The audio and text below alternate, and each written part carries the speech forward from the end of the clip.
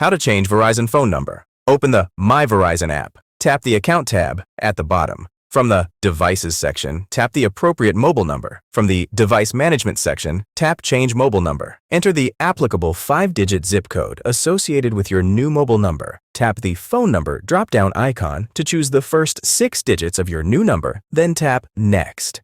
Tap the New Phone Number drop-down icon to choose the last 4 digits of your new number, then tap Done. Tap the preferred number, then tap Next. From the When Should We Switch It screen, select a date. For example, today, next bill, pick a date, etc.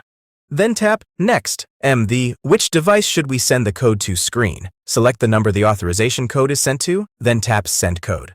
Once the authorization code is received, enter it, then tap Next.